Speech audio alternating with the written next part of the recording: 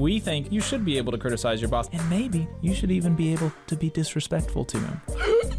Oh no! As long as you do your job. Perhaps you don't need a boss. Which side are you on? Which side are you on?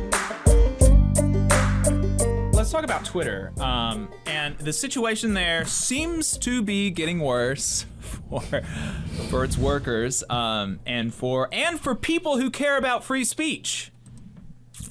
Which I've heard is quite a lot of Republicans. And I had previously thought it was Elon Musk, but he seems to be proving me wrong. So like I said, the situation at Twitter seems to be getting worse, but it is doing one thing for us, and it's showing us the limits of free speech for billionaires who are touting it. That limit is when they don't like it. They are for free speech until they don't like it. As evidence for this, let's take a look at some public criticism that Elon got on Twitter. All right, so here is a tweet from an Eric Fraunhofer quoting Elon, who said, "By the way, I'd like to apologize for Twitter being super slow in many countries. App is doing greater than 1,000 poorly batched RPCs just to render a home timeline." Okay, look, I have no idea what he just said. No. Not a clue. Not a clue, okay? So respect to those who do. You don't even have to tell me what it is. Yep, doesn't matter. Eric says, "I have spent approximately 6 years working on Twitter for Android and can say this is wrong." Okay, now look, something that I want to point out about this criticism is, even though what Elon said is indecipherable to me, so I don't, look, maybe this employee is full of it. That could be a possibility. But that tweet that Eric tweeted, quoting Elon, was not disrespectful. It was just a disagreement, right? Let's read the tweet again. Is it disrespectful or is it just disagreement?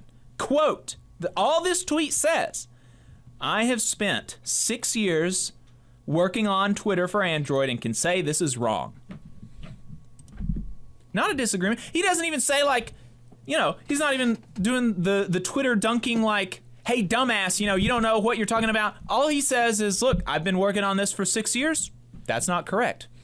Maybe he's full of it, maybe he's not, but the tweet was not disrespectful, is what I'm trying to say. It was just a disagreement, and I think it's reasonable that if you publicly criticize somebody's work product or pose a question about their work or make a statement about their work, that person should be able to publicly defend themselves. That person should be able to respond in the same manner that the comment was made, even if that criticism comes from their boss, even if that statement came from their boss. You should be able to respond to things that are respond to statements that are made in public.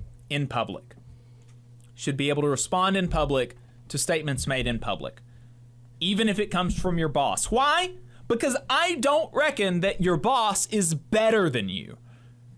I don't reckon that your boss deserves some special respect, that we ought to have to treat our bosses with kid gloves, right? I don't reckon we should have to do that. I reckon we're all adults, and we should all be able to treat each other like adults. And I think that Eric was being perfectly fine disagreeing without being disagreeable. That's not what Elon Musk thought, though, because here somebody tweeted, quote, "With this kind of attitude, you probably don't want this guy on your team." And Elon said he's fired. Also, who is this guy? Langdon? Who is this guy acting like a snitch? Seriously. Yeah. Crying to the boss. Right. Excuse me, sir. One of your employees has a nasty attitude. Mm-hmm. Oh, my God. Yeah. Seriously. It's insane. I mean, he fired the guy. Yeah. That's not what Elon thinks. I think that objectively this tweet is a disagreement without being disagreeable. It's a disagreement without being disrespectful, but Elon thinks that any public disagreement, any public debate with him, if you are under him in his hierarchy, that's bad. You can't do that. You can't have a public conversation with Elon as his employee. He can't have you usurping his authority. Well, and he certainly is not the only boss with this attitude. Of course and that's not. one of the issues is how many employers have that same attitude. Because certainly, many of the employers I've worked for had the exact same attitude, Yeah. and it's like, don't you dare. If you're gonna disagree, you really shouldn't. But don't you dare do it publicly. Absolutely. And now, okay, look. Maybe you say that was warranted because you can't respond to your betters in public. Maybe you agree with Elon here that you just shouldn't be able to have a conversation with somebody higher up in you in the food chain in public because think about the chains of command or whatever, right? Maybe that's what you think. But maybe you say criticism and disagreement and debate is fine. But if you have a criticism or a debate or a disagreement with somebody higher up than you in the food chain, you have to make sure it's internal. You got to make sure that that conversations about work are done internally. You can't go publicly criticizing or even disagreeing with your boss. You just can't do that. That's disrespectful. Right? Raise your hand if you've heard that shit Yeah. before. Well, maybe you say that, but Elon Musk doesn't, because he also fired employees that had critical messages of him in the company Slack. This from Casey Newton on Twitter. Employees who have criticized Elon Musk in Twitter's Slack channels were fired overnight via email. Quote, "We regret to inform you that your employment is terminated immediately. Your recent behavior has violated company policy." And apparently company policy at Twitter now is that you can't criticize Elon publicly or privately. Internally or externally. You just can't criticize the God King Elon. This is the free speech warrior, right? This is the guy who we're being told is going to return free speech to Twitter, to the United States. He's gonna be a warrior for people. And he can't even handle internal criticism. He can't even handle his employees disagreeing with him.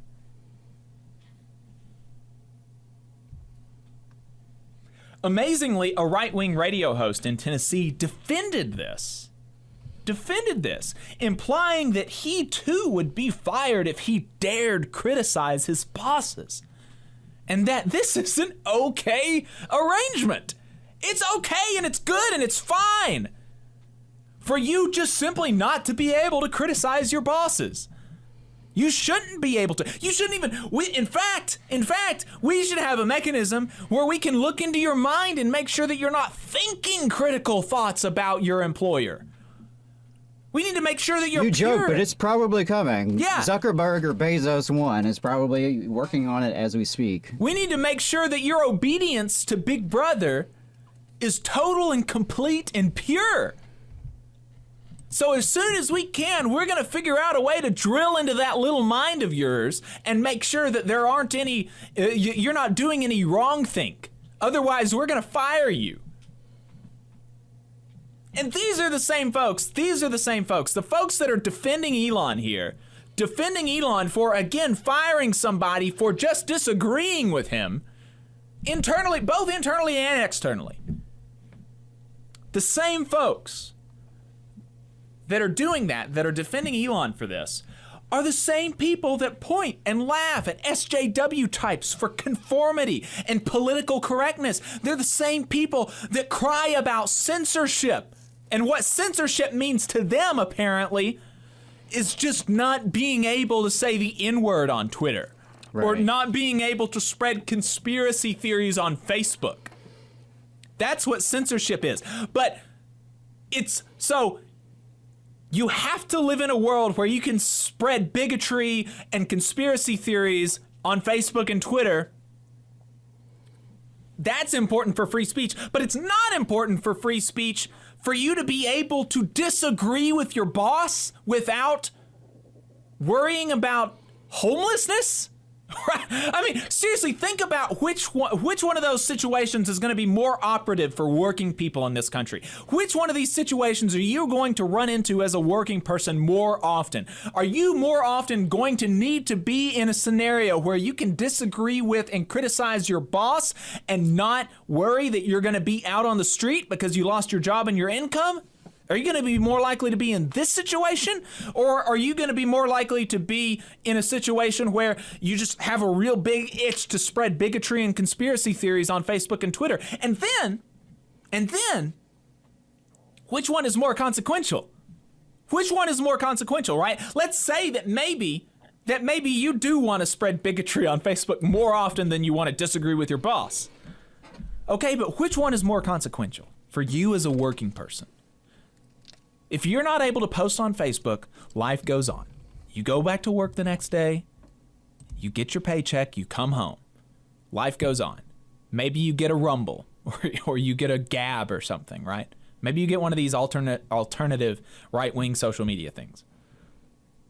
If you lose your job, that's so much more consequential. And the idea that these people pretend not to understand that when it comes to free speech, when it comes to the free speech conversation, it is obviously so much more consequential for working people whether or not their job is in jeopardy. Right. And these people like this right-wing radio host in Tennessee, people like Elon Musk, they pretend, because of course they know it. If they thought about it so I don't know, maybe they're just not thinking about it. Elon knows it. Maybe Matt Murphy just doesn't think about it. Maybe, well, and for him, posting is like kind of is his job. Right. So, maybe there's some issues there with the number of the people who drive this narrative and how dependent they are on these social media platforms for their clicks and their ad revenue and all that garbage. Mm-hmm. Yeah. Yeah, it's so wild. I mean, and he says, guess what would happen if I criticized our Cumulus CEO in the same manner on our 100,000 radio station in Nashville? Just go ahead and guess. Like, could you imagine being such, like, such a spineless weasel? Like, oh, I could never criticize my boss on the radio, and that's good, and I'm defending that, and I'm defending my boss's authority to fire me because I disagree with him. It's a fetish for hierarchy. Oh my gosh, dude. What a loser. There was a quote I saw this week that was going around that I think is really appropriate here, which is it's by someone named Wendy Jade, who said, an environment that is not safe to disagree in is not an environment focused on growth. It's an environment focused on control. Obviously. And I think that really applies here at Twitter, and it applies in workplace after workplace across this country, where we spend so much of our time, so much of our waking time at work under the hierarchy of bosses. And so that is a free speech issue that we encounter day after day. We have the First Amendment, and how dare anyone insult the First Amendment, your freedom of speech, but we just sort of accept that for 8 to 10 to 12 hours a day, you don't actually have those rights. Right. You are reporting to a monarchy. Yeah. It's a dictatorship at work. You don't have any freedoms there except for what the boss gives you. It's not acceptable in our political system to have that sort of attitude, though it's becoming increasingly more so. But like the average person isn't going to say, yeah, I'd like to live under a king or a dictator who will tell me when I'm allowed to have any free speech. Right. We got a Text Infinite Content here. Have you ever seen a company collapse as quickly as the Twitter debacle? Even vulture capitalists haven't imploded companies so fast. Right. We'll see if the company actually ends up imploding, but certainly a lot of drama and a lot of mask dropping. Yeah, I like the joke going around about, can he buy Fox News next? Like, right. What else can he buy and just totally screw up? Yeah.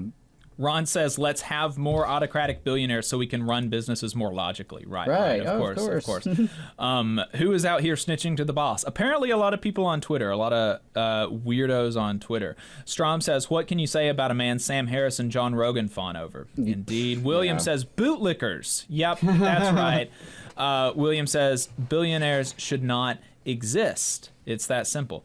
Absolutely. Infinite Content with a $5 super chat says, I'm seeing a lot of snitching and Elon wasting time looking for criticism instead of learning how the sausage is made at Twitter. Stop snitching. Obviously. William says, at will employment is crazy. Join a union looking at you, tech workers. Indeed. You should not, I don't think, right-wing weirdos like Matt Murphy, billionaire oligarchs like Elon Musk, and all of his defenders on Twitter, they reckon that it's good that you just can't criticize your boss, but not us. We think you should be able to criticize your boss, and maybe you should even be able to be disrespectful to him. Oh, right. Oh no! You know what? And as long as you do your job, shouldn't matter. Perhaps you don't need a boss. Crazy. Never thought about that. You just saw a clip from the Valley Labor Report. We are live every Saturday morning from 9:30 a.m. till 12:30 p.m. And we pride ourselves on keeping all of our content free to everybody so that we can talk to as many working folks as possible. If you support the work that we're doing, you think that it's important, you think that it's good, then consider making a monthly contribution to the project, and you can do that on our website, tvlr.fm.